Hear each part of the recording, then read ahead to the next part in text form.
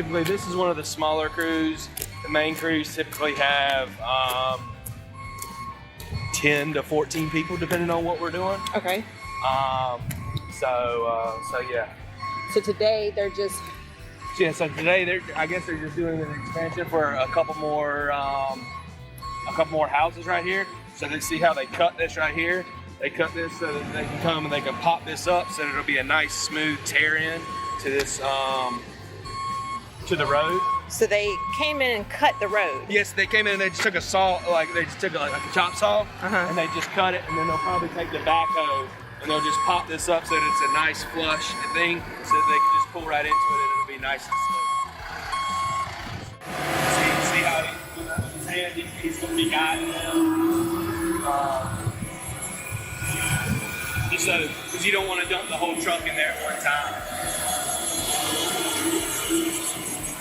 He'll unlatch his tailgate, it'll start to come out.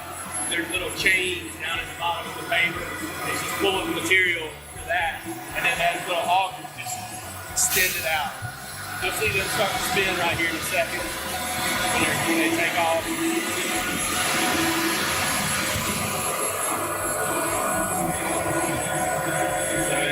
He'll just kind of let off his brake, and this paper will just take off, and he'll just kind of push the truck along. You see, he just take off. So there's got the little rollers right there, and then you'll see that thing is going to start spinning right here in a second. So it's just feeding the material with the chain. Like I said, there's a set of chains that pulls it down the middle, and that stick that he's got is just.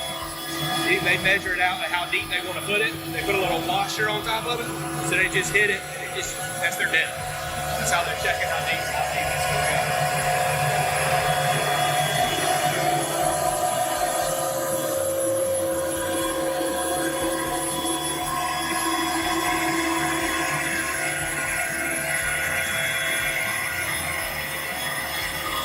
Typically on a job like this, you're going to want your asphalt about a quarter of an inch above the curb, because you want it to come off of the road, hit the curb, and be dispersed into a catch basin or somewhere else.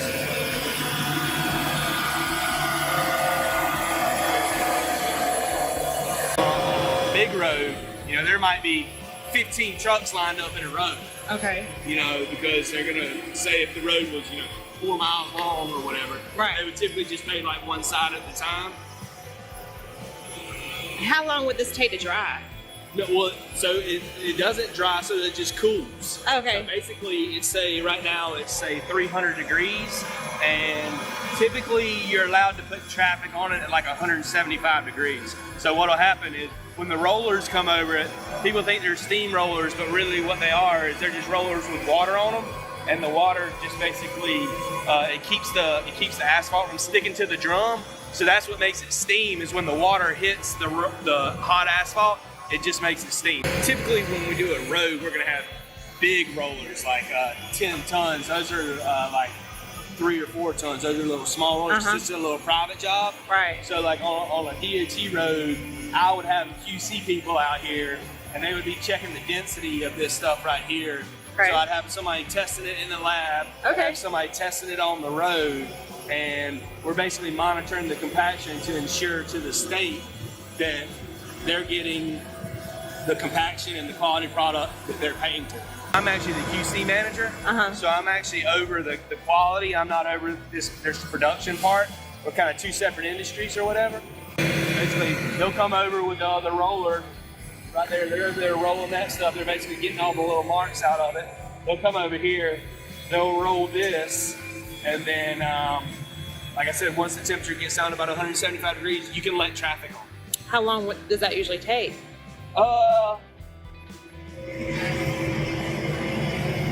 Probably an hour. Wow. Wow, okay. Especially on cooler days, during the summertime it's a little different, when it's 90-some degrees outside. And that's part of the good thing about asphalt that we kind of are different from concrete, is we flex with the, asphalt flexes.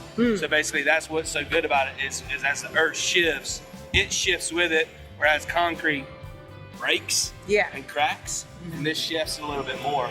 That's why That's why we promote our industry over concrete. Right. That's part of our platform.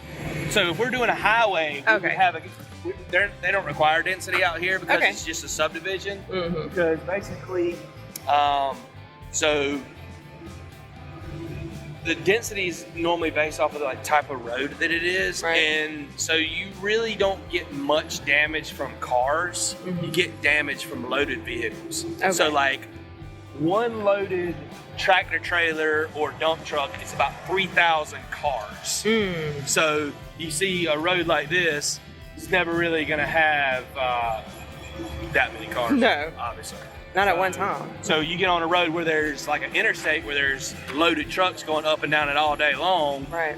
10 loaded trucks, that's 30,000 cars. You know what I mean? So basically we would have a guy who would be out here doing his density testing, but he doesn't do anything with it until the roller hits it. So basically he'll come through, we got a density gauge, he'll come through, he'll hit it with the big roller, he'll put his gauge down and his number will be like 140 pounds, we'll call it. And then he'll come through and he'll roll back over it again, and that number will go up to say 142 pounds. So it's gaining density because the roller is compacting. And then, so what they do is they'll roll it until we actually, what we call it, breaking. So they'll roll it. So then the third time they come across and it goes to say 143 pounds. Well, then the fourth time they roll it, it drops. So then it goes from 144 down to 143 again. So basically you broke the density. So you know that I need to roll it 3 times because when I rolled it that 4th time, I broke my density. A lot of big roads, we actually have to cut the cores out of the road. So we cut it out of the road, then we take it back to our lab and we dry it. We weigh it up, we weigh it underwater, and then we would weigh it to see how much water it picks up so that we know our percent compaction. And this DOT has a minimum requirement of 93%. If we get below 93%, then we start getting deducted on pay. And so we have to, because by the time we get all the tests done, it's down. It kind of is what it is at that point. So we have to be proactive with it. Otherwise, we just get penalized in pay. Right.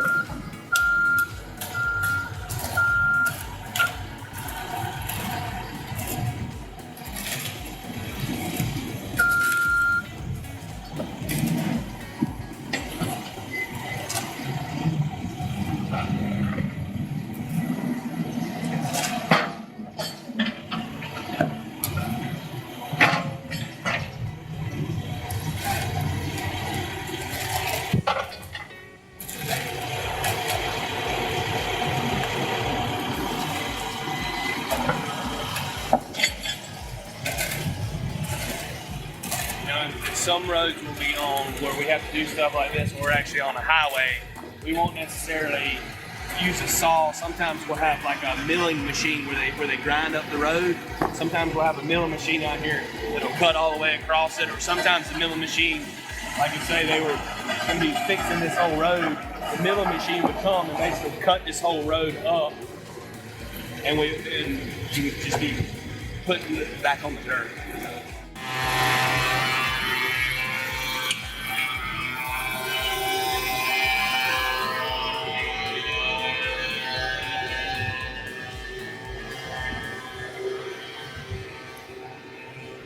See, now he's putting some tack down. That's what's in that bucket. It's basically an emulsified asphalt. What it does is a bonding agent that helps the asphalt bond to the existing asphalt. Okay. So that's what's normally on the roads when you drive through and you see them paving and you see this black stuff sprayed all over the road. That's what that is, but we're typically, when we're doing it on the road, we've got it, the big truck has the spray bars on it, and that's what's in the back of that truck. It's basically, it's asphalt, but it's asphalt, when I say asphalt, a liquid form of asphalt. Right. That's what makes that little thing that can that I brought in, that silver can, that's what asphalt is. It's just, you know, a black crude oil that at room temperature is a solid, but at 300 degrees it pours like oil. That guy over there is what they call a loop man. The guy who's using that's called a loop, and he's basically smoothing it out and getting it all nice and flush. And sometimes you'll see them doing that when he's matching the joint right here, which is this is what we call the joint in the middle. He'll be taking the loop and pushing it back off the edge so that we get a nice clean joint there that looks good.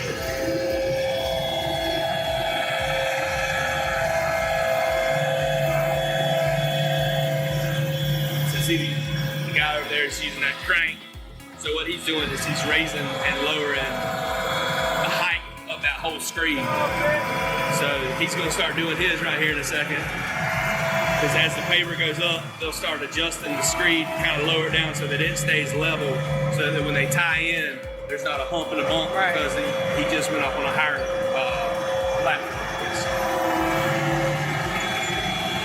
See, they're gonna start going down until they tie right into it. Tie right in nice and flush, and then that guy with the loop will come over. He'll make sure it's all good and smooth, and if they need to add some, they'll throw some in there.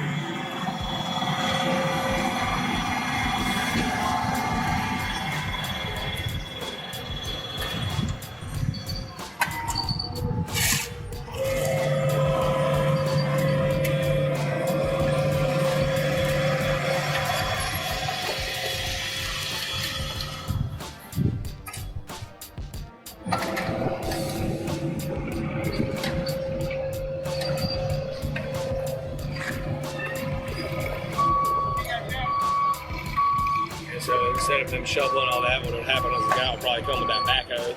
He'll probably come take the bucket, pick all that up, maybe put it back into the hopper right there on the paver. You know, all these crews are sort of like a family out here. They all work together all the time, so they do whatever they can to help each other and work as a team. Did they start this job today? Yeah. Yes. So they started that road over there. Started it this morning, and so basically we had 4 trucks. And I guess they had to make this exact same pool. So basically, 2 trucks does one side, 2 trucks does the other side, and then that's what'll happen is then those trucks will start to go back, and it's kind of timed since they're going back and forth. Sometimes it's a balancing act as to hitting the trucks here just because of traffic, all kinds of stuff like that. So that's why, you know, you might go out there. Sometimes you might see the crew sitting there in the middle of the road, and they're like, "Oh, what are they doing? They're not doing anything." They're waiting on the trucks to get here. Okay. You know, because we have to transport this stuff, and then obviously we got times where there's wrecks or whatever happens. So what time do they normally arrive? They normally get to the job about 7:30. Okay. And then obviously it depends on the scope of the work that day. Like this job, obviously you're going to be doing early today. Okay. But on a given day, if we're paving a road that doesn't have an end to it, you know what I'm saying, that we're not going to finish in one day, then they'll probably, they might work just depending on the weather, all kinds of stuff. But typically, we'll stop the loading out around 4:30 or so. Okay. And if they load out at 4:30, by the time it gets to the job, by the time they pave it, put it down, clean the equipment out, it'd be 6 o'clock, 6:30. Oh, wow. It just depends. You know what I'm saying? Sometimes they cut off. It'll be hot, and they'll cut them off at 2:30 in the afternoon. They'll be done by 4. Okay. We want to get a smooth transition right there, so that when someone drives from the old to the new, they don't feel any kind of humps and bumps. And you'll see him; he'll kind of work it in a little bit, and make sure that's a good smooth transition. They're just going to back up. And he's just, like I said, they do that's designed just so the asphalt doesn't stick to the drum. Pull up off the road and make it look bad, because it'll get, once you get one little piece on there, then every time it comes around, it'll keep catching more, and then every 6 or 7 feet you'll see a spot where it'll pick up more, and then they have to come back and they have to get some asphalt, they have to put it in there, the guy will have to loot it down, and then they'll have to re-roll it. It sounds like Play-Doh. Sort of, yeah, exactly. So you see him, he's going to just roll that right there. So you always put it a little bit higher because you plan for the compaction. It's normally about 10%. So if we were going to say we wanted 2 inches when it's rolled out, we would put like 220 pounds. Now we do it by pounds. That's how we measure and figure. Like if I was to get this, and somebody had to figure how much it's going to take to do this. Right. So we're just going to get the length, the width, and get it to square yards, and then we're going to call it, we want 2 inches, so we're going to put 220 pounds down, because 220 is going to compact to 200, or the project manager would do that. Okay. The project manager, the guy that we saw earlier in the black truck, Ricky, he's the one who's going to come out yesterday or the day before, and he's going to basically come out, measure these areas. Sometimes he might be measuring this entire road, and there might be a cul-de-sac on there. Sometimes, typically on a big subdivision, there's going to be a close quantity that when the estimators get a job, they're going to say we're going to need X amount for the job, to do the whole subdivision, I guess. Right. But then somebody will have to come out and go, well, we can't pave it all in one day. So this day we're going to do X amount, and we're going to measure this road, we're going to measure that road. That makes sense. That's our project manager's job. Now, the estimators are the ones who get the stuff originally from like the builder. The builder will send them, a takeoff sheet, which will have a bunch of quantities on it. And then they'll kind of go off of that. And then once we get out, we'll fine tune it a little bit to make sure. He's getting it to the middle because there's, like I said, there's chains that go down the middle that pull it to the back, and then those augers extend it out.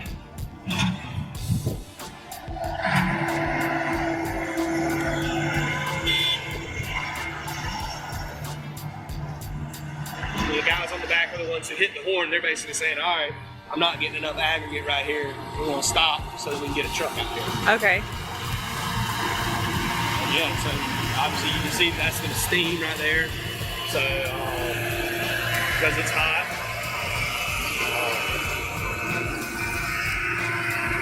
Like I said, normally when you're on the highway, the rollers will be twice that size or 3 times that size. So when I don't know if you ever ridden by and when you go by the rollers, you'll feel it vibrating. Well, that's what it is. I felt it right now. Yeah, that's what I'm saying. Imagine something 3 times that size, Right. And we do that to help when we have my guys out there doing the compaction. Sometimes we just roll it static, is what they call it, which is with no vibratory. And then sometimes they might have to vibe it 2 or 3 passes to help get that compaction in there, because we have to meet specific goals. Typically, I think our drivers have to have at least 2 years experience to come on. We do have about 165 CDL drivers. Wow. A lot of asphalt companies don't have their own trucks. They hire outside companies, and which is good because it gives other people an opportunity. But us ourselves, we use lease drivers as well, but we have our own drivers too. That's something that we've always done. Like some of our competitors, they don't really use their own dump trucks. They don't have their own. But if you think about it, that's something else they don't have to maintain either. Right. If you do it in a lease program, and you hire these people, it's up to these other people to keep up their trucks, keep their trucks going, and you don't have to be bothered. So, and then again, you're at the mercy of, it costs a little bit more to hire those people, and maybe they got their trucks on another job.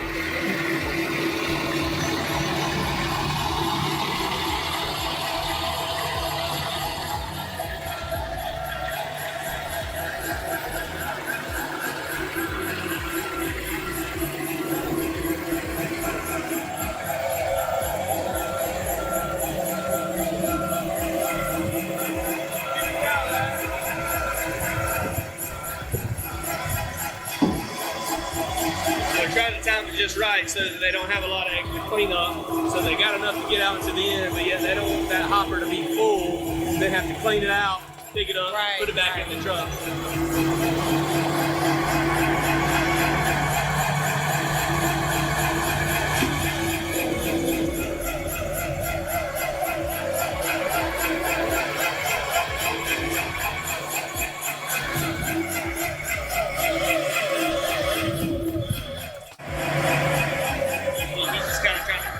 Curve right there. I think just kind of put it on the curve, you just kind of push it off a little bit, and then I got thumb and go roll it.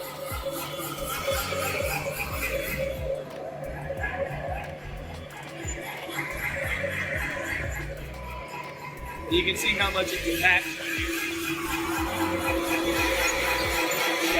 You can see how it's a little high, and then it's nice and flat. You can feel it. It feels like an oven. Yeah, it's about 300. Probably 290 to 300 degrees. Yeah. And there's a spec of how hot it has to be. Anywhere from 265 to 325 is acceptable. Anything outside of that, if it's too hot, we're supposed to dump it, or if it's too cold, we have to do the same thing. Wow. Yeah, so we have to throw it away. It's a waste. Typically there's a DOT person when we're doing highways. There's a person out here who's checking about every 5 trucks. Sticking his thermometer, there's holes in the side of those dump trucks, and you just stick a thermometer in there and give it, a minute and a half, 2 minutes, and make sure that the temperature is right. Yeah, so this shop right here basically does any kind of heavy equipment fixing, fleet vehicles, oil changes, routine maintenance, brakes, stuff like that. Let's see. They're doing some welding right there. Oh, cool. Don't look at that. They can be dangerous, and obviously he's working on doing something with one of our neighbors.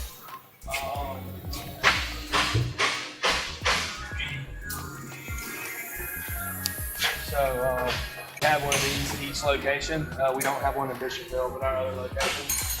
And basically, like I said, anytime any kind of equipment is torn up, needs to be fixed. Sometimes we'll bring it in here and we fix it. Sometimes we take it apart and see that we need to call our dealer, and our dealer has to come in and bring us parts, or maybe go help troubleshoot or something like that. How many mechanics are in each shop? So we're probably gonna have here, there's probably 6 or 7 mechanics, and then we'll typically have 1 or 2 who pretty much are out on the road all the time, who basically drive one of these trucks, and they go out to the jobs and fix stuff on the jobs. Guys that tears up there, maybe that need to be brought in and get a full overhaul or something done to it. Quick fix. It might be a quick fix. So they might be out there doing something like that. And each location has 2 to 3 guys that pretty much will go, and they're out in the field all day long. And then some of these mechanics will stay here all the time. Just depending on what it is and how bad the fix is. So, you see they're servicing one of the fleet vehicles right here. Probably needs some brakes, or maybe his transmission or something like that. And even in Conway, we have people like you saw that gentleman over there who just do fabricating all the time. Maybe they don't even really work on equipment. Are they a welder or a mechanic or? Oh, both. Both. Okay. Yeah. Sometimes there's just mechanics, and sometimes there's welders who actually do mechanical work as well. Yeah. Okay. You want me to see the material coming off? Oh, I do.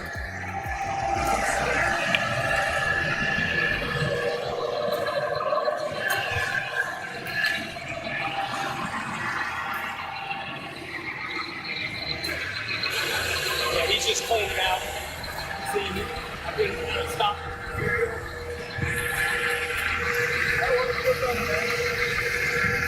And now what he'll do is it takes it some time. There'll be material that starts to fall out of here. And basically, when they start up and stop and shut down, you'll see the material start to fall out of here. He'll let it run. If he's going to be making some asphalt, then you'll see it'll start to turn brown, and then it'll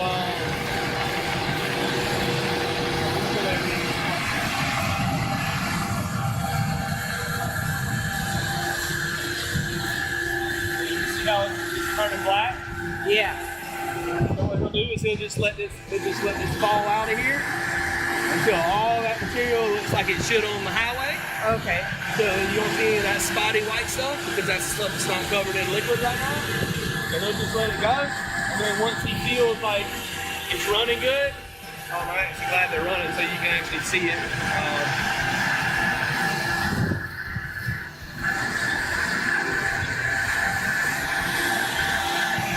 Yep.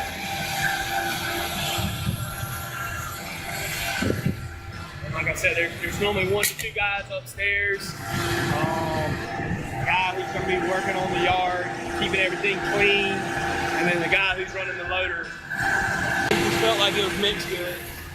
So he's done it. Now he's sending it all up to the top.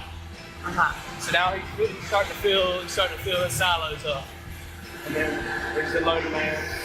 So he does this same exact process with whatever type of material we're using. He just drives all that.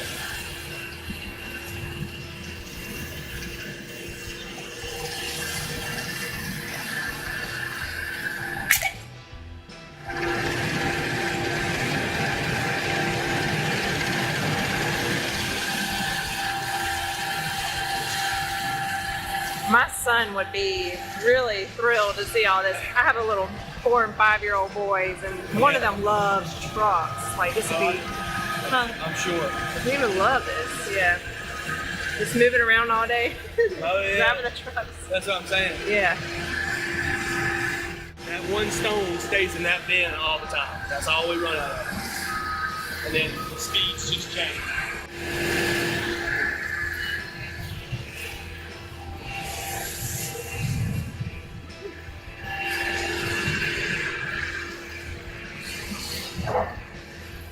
Typically employees right here at the plant.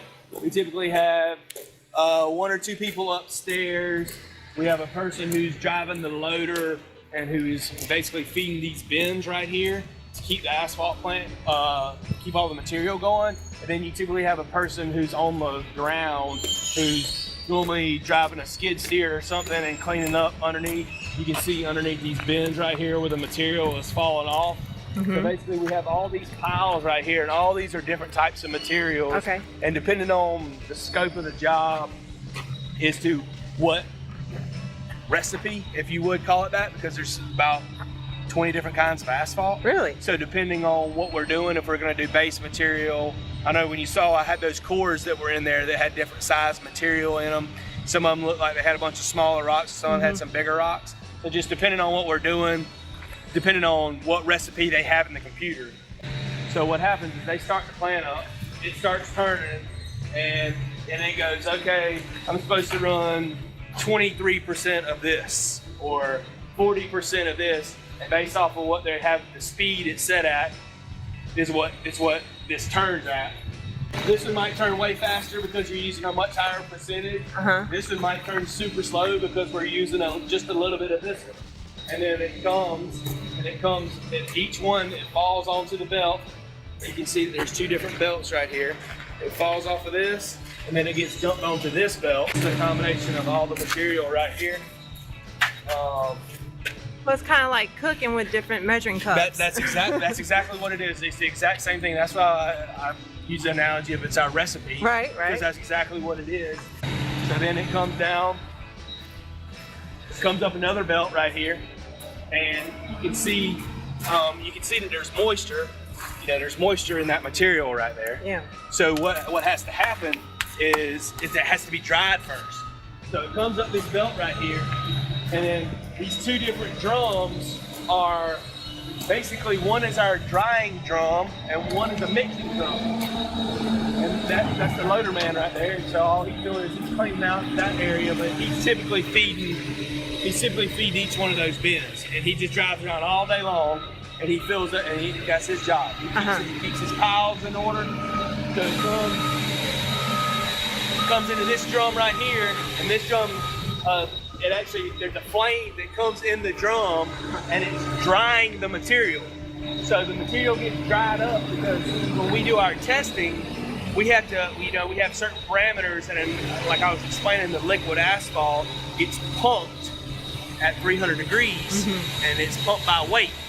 So we have to calculate that moisture out of it because we don't want the moisture, the computer system, we don't want it to think that that moisture is actually material. Right. So we have to get basically a dry weight of the material. So we get moisture contents on our piles, and we say, okay, this stuff coming across the belt, it averages 4.2% moisture. So of that weight that's coming across the belt, 4.2% of that is actually just water weight. Right. So that when we pump our liquid in there, our liquid pumps correctly. So all this material has very fine aggregate in it. So when you dry, the particles start flying around in the air. So this vacuums it, and it goes through this over here is called a bag house. This system right here, it's called a bag house, and it's basically a filtering system. So that thing probably has 300 bags in it, so it filters the air and then it exhausts it. So DHEC comes every 2 years and they basically monitor our pollution back into the environment. What determines the recipe of asphalt? So basically the DOT would put out a contract and they'll say, okay, you're going to use 4,000 tons of this mix, you're going to use 10,000 tons of this mix. The DOT determines that based off of what I was telling you earlier about the load, and the easels is what it's called. Easels is basically a measurement of weight distributed on a road. Okay. So that's what you've driven and you've seen those little things that are across. It's basically a traffic counter, so that they know how many vehicles comes across, and so they're the ones who actually determines you need this type, this type, this type, and this type.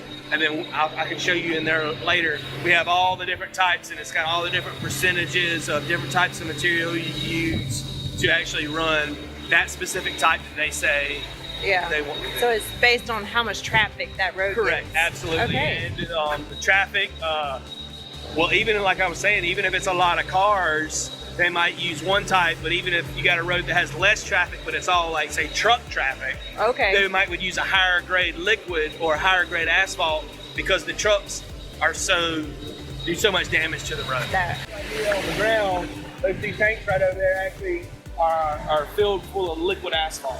So we have tankers who pretty much all they do is they go back and forth to our liquid supplier and basically bring liquid asphalt to us, put it in those tankers, you store it there, it stays at 300 degrees, and then it gets pumped.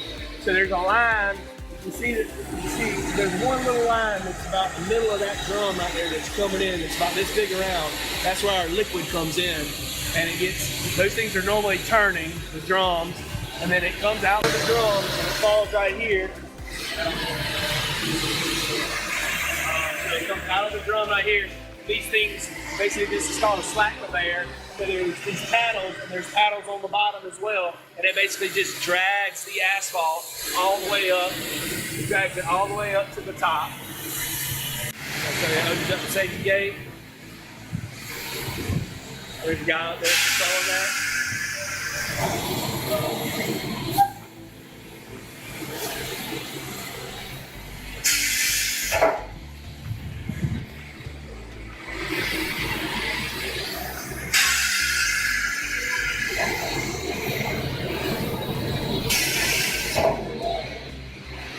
He might have told him he only wanted 12 tons or 15 tons. Sometimes, like our trucks, we're loading them, we can only do 70,000 pounds with the truck and the asphalt itself. So we normally put about, well, that's a full load. Right. So they're putting about 20 tons. Yeah, so typically they put about 20 tons on every truck. Okay. So about 40,000 pounds of asphalt. Okay, so this is one of our laboratories. We have one at each one of our locations. Basically, we run all the samples here for DOT work or commercial work. Anything, just making sure that we're giving people the product that they're paying for. Mm-hmm. What'll happen is a dump truck will pull over here to our test track. We'll get 2 buckets of it. We'll come in here and we run like 4 or 5. We run about 4 different types of samples on it. Mm-hmm. This one basically you see how much air is in it. Then there's a spec based off of what type of mix it is as to how much air we're allowed to put in it. So that like I was telling you earlier about the flexibility of it, because if it has too much air in it, it's gonna break, crack, fall apart. If it doesn't have enough, it's gonna kind of do the same thing. You know, it's going actually when it has too much, it'll rut more. And if it has too little air, then it'll break. So you gotta find that happy medium in there. What we do is when we get a sample, we put it on the scale right there, we zero it out. So the basket has 0 weight. Then we put 12 to 1,500 grams, we weigh it out, 12 to 1,500 grams of asphalt in. And we come, these ovens right here, these are our ignition ovens. So this is Celsius. So that's 538 Celsius. So if I just open it a little bit. Ooh, yeah. Okay, so basically what happens is we come in here and we put a weight in. The weight on the last sample was 1,594 because that's the weight that he got. He came and he used this apparatus. He slides it in there, 1,594 grams. He presses start. He walks away from it. It burns until, because there's a scale in there. See, that's the scale right there. So basically it burns until we're not losing any more weight because all the liquid asphalt has been burned out of it. These are all just different size, starting with the larger size, and it slowly but surely gets smaller. It gets smaller and smaller all the way down to like these right here. Okay. So that's 100 openings per square inch. So this is actually a 200, a 100, and this is 30. That's a 4, which is basically a 1/4 of an inch, or 8, and then that's a 4. And then you go all the way up here, this top one is 3/4 of an inch. So we have to measure. So what happens is when this cools down, and we put it in here, put it in that shaker right there, and it shakes for 10 minutes, separates all the material. And we have to weigh each one of these, and there's a spec on each one of these sieves right here, so we have to be within a certain tolerance. So we have to know our material that's out there on the yard, because that's how we get paid off of it. What we do with this is this vacuums, and this is a pressure gauge, and I have to send this off every year and get calibrated. So it pulls like 30 inches of pressure, and this table right here actually is a vibrating table. So basically, you're agitating the sample, you vacuum it. So you have the original weight, you vacuum all the air out of it, put it underwater. See, this scale is actually attached. You can see how the scale changes up there. So it's attached to that weigh pod. We weigh it there, and then there's a calculation in the formula that says, okay, here is your number, whatever the number, 2 point, whatever. And then when we cut them off the road, we use that number based on this, because we're calling this 100%. So we need to see what it is out there on the road. Started as a person who worked in here. I was a lab technician. I started right out of high school. I was going to Horry Georgetown Technical College. I knew a person who worked at the company. Started working here, actually in Conway, but I started working in the lab, really just cleaning up. I wasn't even really, because you have to be certified to do this. So we send people to week-long class. We pay for the class. We bring them in here, we train them for 6-7 months, however long we feel it takes for them to get comfortable with it. We pay for them to go up there, pay them for the week. They stay, they get that certification. It's good for 5 years. They do that. And then there's different levels of certification. So basically I started working under someone because I was not certified. Then I got certified. I was a person who just did the testing most of the time. And then I moved up and started doing mixed designs for all the different types of asphalt we have to do, because we have to design them every 4 years. We have to redesign them. So I was a mixed design person. And then I went and did, that's a level 2. And then a level 3 is basically a quality control manager, which is what I am now, which encompasses working in the lab and being over the road and troubleshooting issues that we have. If the mix isn't good, or we're not getting good compaction on the road, or we're having bad tests, I gotta know that asphalt plant. I gotta know how it works, what steps we need to take, willingness to learn. Hard work. Basically, we were a lot smaller then, so I guess multitasking of just maybe don't just work in here. Maybe have to go help those guys at the asphalt plant. You know, just I guess willingness to be dedicated to help the company grow. So each advancement was about a week-long paid class? Yes. We pay for the class. We pay you for the week. We give you a per diem. We put you up in a hotel room. And so all of these jobs can start out after high school? Oh, absolutely. 18 years old. Right. As long as someone is 18 years old, willingness to learn, comes to work with a good attitude. You know, to stay dedicated to a company. Do you have to have a driver's license? No, you do not. There's basically one driver, so several of those people might not have a driver's license. Right. And they come around and they pick you up to go to work. You don't get paid to ride. No.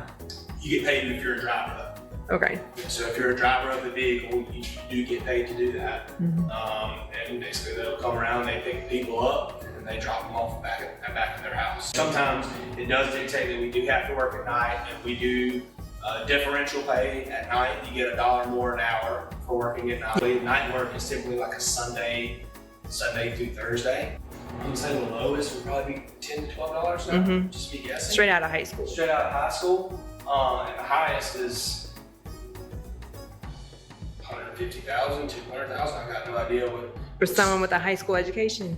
Yeah, I mean, that would be someone who's worked all the way up. All the way up to the top, and there is several people. I mean, I've heard of people who are getting $2,000 a week. Sheesh. And they came out of high school, worked their way up. They came out of high school, and you know, maybe they work on one of those paving crews, and they're a person who's super motivated, always got a very good attitude, always comes to work when they're supposed to, you know, willing to do whatever to help everybody, because like I said, when you saw that whole crowd out there as a team. Yeah. What do you like about your work? I guess being able to be outside and move and go to different places, and not being stuck in one spot. You know, some people like that, and you know, we have opportunities for people like that. People in our office who work in like our estimate department, they basically sit there in front of the computer all day long and crunch numbers on jobs that we're gonna. You know, there's a job that actually is getting let up in 95 and 26 out of the Orangeburg location. And one of our estimators has been working on that one job for over a month. So literally, he comes in at 8 o'clock in the morning. He starts crunching numbers. He works on it, works out this, works out that, finds somewhere to get dirt from or this material. And I talked to him yesterday, and he's been working on that one job over a month. He's hoping in the next week or two he's gonna be done with it. You got to see something totally change. You got to see a road that wasn't there, and now it's a road, and this afternoon people can ride on it. Right. That's cool. Yeah. So, what do you dislike? I'm gonna say, me personally, I'm not a night work person, so I don't like the night work aspect. I don't do as much night work now. I did it for 12, 14 years, not consistently, because sometimes it lasts for 3 months. Sometimes you might only go pave one road that you might do it 1 week. And sometimes you might have, like down at the beach, we do a lot more night work because there's so much traffic down there. So we've been on night work probably 6 months out of the year. So, you know, and a lot of the guys really like the night work because it's not as hot. I like the people I work with. You know, it's, I guess it's a sense of accomplishment when you see, you know, when you see, like I said, when you see the road basically change from this to that. It was, you know, horrible, and it was cracking, and it was, you know, all in bad shape. Now you come through and it rides super good. You can make good money doing it. Yeah. Yeah, I guess it's a sense of accomplishment. That, so, and it's not for everybody, you know, but then a lot of people who do work in it and stay in it for a period of time, stay in it for a very long time. We get to be out and about all the time. That, yeah. You know, get moved, because I was a person who was here all the time, so I was kind of stuck in one area, and then once I got out into the field, started going here, I never know where I'm going to be one day or another. I might be in Sumter, I might be down at Myrtle Beach, but we're always looking for entry-level people, whether it be for dirt work, whether it be for concrete, working on the paving crew itself. We have surveying, that crushing system that's out there. Willingness to work with other people and willingness to work hard and just learn and adapt and be willing to grow.